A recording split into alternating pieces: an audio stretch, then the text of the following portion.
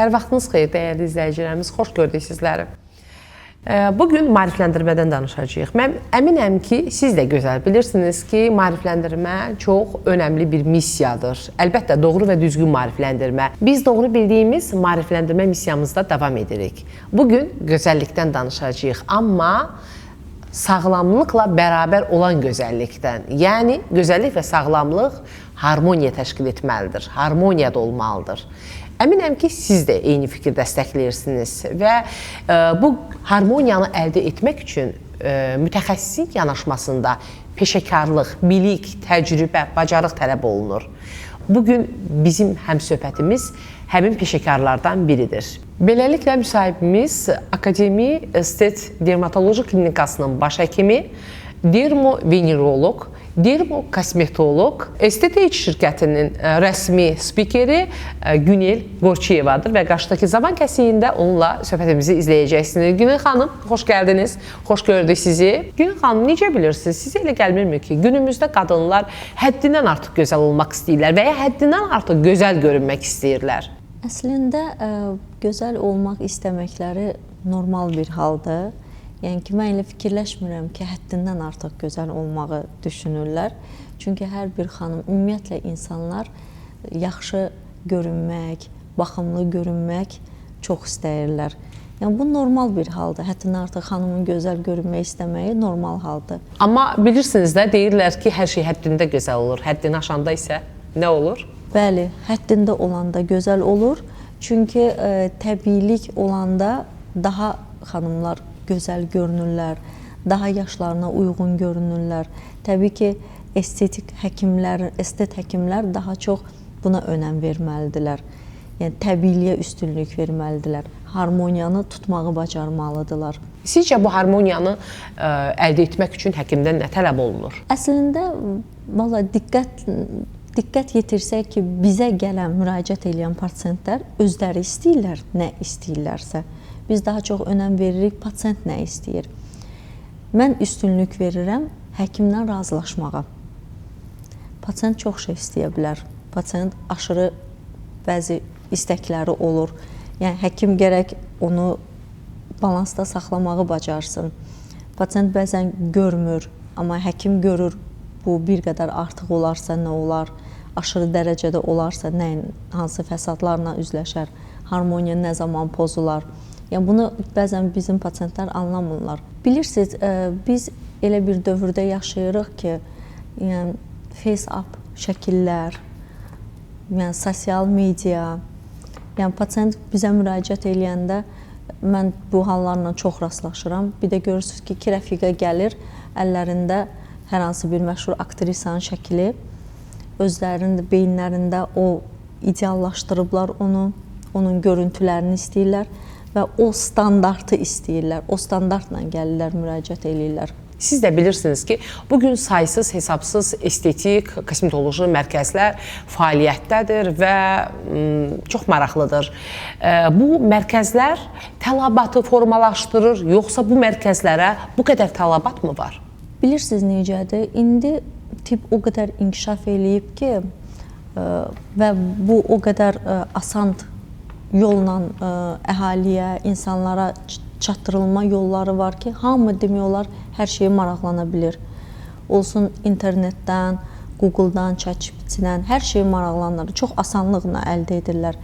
Və bu imkanlar çox olduğu üçün, yəni onlar çox gözəl bilirlər ki, elə problemlər var ki, qeyri-cərrahi yolla çox asanlıqla həll oluna bilər. Yəni, vacib deyil cərrahi müdaxilə olunsun. Və bu tələbatı artırır. Amma bir tərəfdən də baxsaq, bu o qədər mərkəzlər açılıb, o qədər klinikalar açılıb, saysız hesabsız klinikalar açılıb.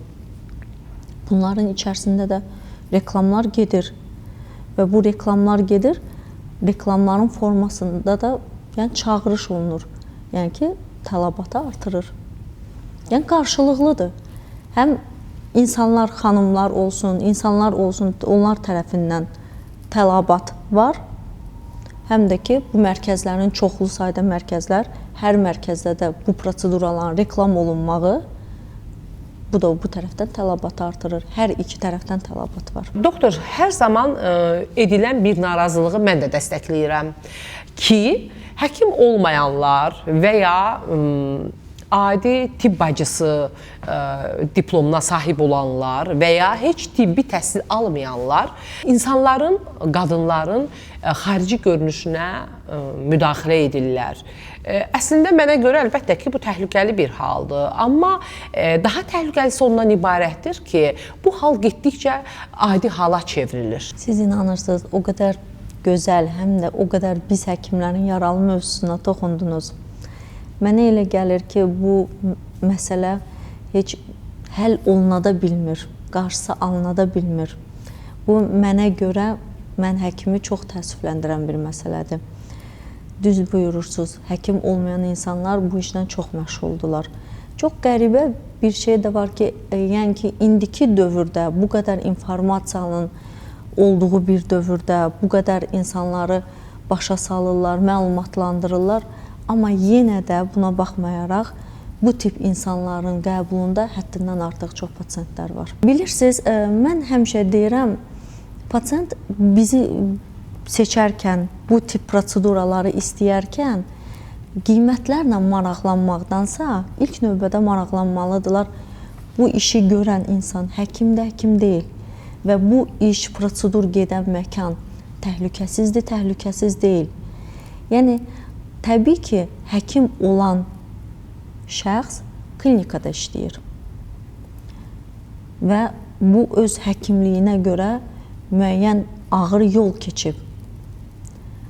Pasiyent müraciət eləyəndə nəyi soruşur? Qiymət.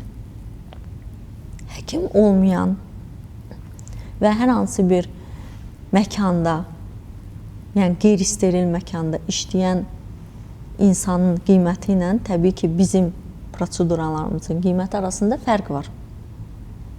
Və təbii ki, insanlar daha çox ucuz yerə qaçırlar.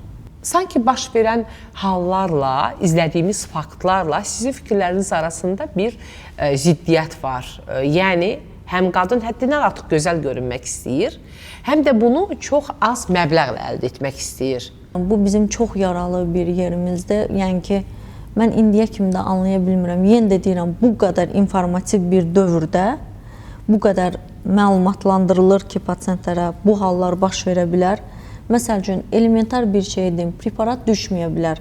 O heç həkim olub-olmamağından asılı olmur. Bu preparat bu insana, pasiyentə düşmür. İcra olundu prosedur. Baş verəcək allergik reaksiya. Yəni, bunu təbii ki, qarşısına ala biləcək həkim olur. Yəni, həkim olmayan insan olmur. Qoyuram düşməyən preparatı qırağa. Qeyri-steril şəraitdə inyeksiyalar infeksiya verə bilər. Toxuma nekrozu verə bilər, damar tıxanması verə bilər. Yəni, ən ağır bir hal, yəni çox, yəqin ki, eşitmişsiniz, botoks prosedurası, ən ağır hal, geri dönməyən dəyişiklik, yəni göz körlüğü. Yəni, bu qədər də informasiya bildirilir, bu qədər biz həkimlər tərəfindən danışılır, hər yerdə bunlar vurğulanır.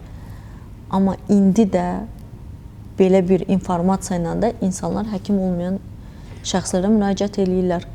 Şəxsən mən hesab edirəm ki, bax, sizin kimi peşəkarlar, yəni dermatoloq həkimlər bu sahədə, bax, bu siz qeyd etdiyiniz nüanslarla bağlı maarifləndirmə proqramlarında, layihələrində iştirak etmirlər və ya az iştirak edirlər. Elə buna görədir ki, deməli cəmiyyətdə xanımlar yetərin qədər məlumatlı deyirlər ki, siz dediyiniz xoşagəlməz hallar müşahidə olunmaqdadır.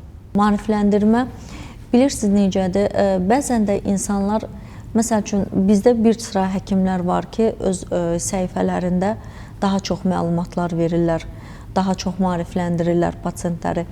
Amma mənə görə, mən bunu son zamanlar özüm üçün belə görürəm ki, eşitmək istəyən və eşitmək istəməyən pasiyentlər var, insanlar var.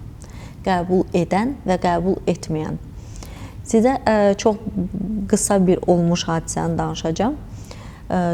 Bu hadisəni bizim klinikada hamı bilir. Deməli, bir pasiyent dəfələrlə mənim qəbuluma yazılmaq istəyir. ya elmi işlərimlə əlaqədar, ya konfranslarla əlaqədar şəhərdə olmuram. Hər dəfə ləngidilir bu prosedur. Axırı ki, qəbuluma gəldilər. Ana baladır. Ana öz qızını gətirib dodaq dolğusuna. Baxıram qıza, qızın 21-22 yaşı olar. Çox gözəldir, çox baxımlı xanımdır. Və anaya buyururam ki, məncə mən ehtiyac görmürəm. Yəni ki, dolğu etməyə. Xanım onsuz da gözəldir. Toy da elə bir şeydir ki, xanımın da toyu olacaq. Toya hazırlaşırlar. Deyirəm, toy da elə bir şeydir ki, yəni ki, gəlindən gözəl görünən orada ikinci şəxs olmur. Yəni gəlin ən gözəli olur. Gəlin bunu korlamayaq. Xanımın da gözəl dodaq forması var. Ananın mənə dediyi ilk sözü oldu ki, biz həftələrləndir sizin qəbulunuza düşmək istəyirik. Hər dəfə ləngidirsiniz. Bəri başdan bunu mənə deyə bilmirsiniz ki, siz bunu edə bilmirsiniz. Yəni, baxın, onun sözümü çatdırmaq istəyirəm. Bunu mənə 21-22 yaşında qız desəydi, mən bəlkə də qəbullanardım, bəlkə də izah edərdim. Bunu mənə 2 dəfə yaşı artıq olan ana deyir. Sizin dediklərinizdən belə çıxır ki, sanki qadınlarımız kompleks sindromundan əziyyət çəkirlər. Necə düşünürsünüz? Bu yalnız bizim ölkəmizdənmi belədir? Cəmiyyət də burada rol oynayır. Yəni ki, mən bir neçə rəfiqə toplusu tanıyıram ki, yəni ki, 2-3-ü kosmetoloqa müraciət etdisə, o 4-cünün ehtiyacı yoxdur. O artıq özünü çox narahat hiss eləyir. Çox narahat hiss eləyir və gəlir, deyəndə ki, sənə ehtiyac yoxdur, qayıdır deyir, bəs filan kəsə bunu etdiniz, ona niyə etdiniz? Yəni, bilirsiniz necə, bəzən ehtiyac olmadığı halda belə proseduranı istəyirlərsə, bu ətraf mühit, ətraf cəmiyyət, insanlar təsir edir. Və onlar çox böyük kompleksdə olan insanlardır, zəif olanlardır. Yəni ki, biz həkimlər digər ölkələrdə də oluruq da, yəni ki, konqreslərdə oluruq və müxtəlif modellər veriləndə bizə pasientlər üzərində işləyirik, onlarda görürük. Sadəcə olaraq xarici ölkələrdə bu o qədər aşırı dərəcədə istək yoxdur. Aşırı dərəcə istək bizim xanımlarda biraz üstünlük təşkil edir. Xanımlar sanki bir-biri ilə süni gözəlləşmək uğrunda yarışa çıxıblar. Yəni, hər kəs bir-birinə bənzəmək istəyir. Bu normal sayıla bilərmi? Yoxsa burada bir psixoloji amillər də rol oynayır? 2 rəfiqə gəlir, əllərində bir aktrisanın şəkli ilə.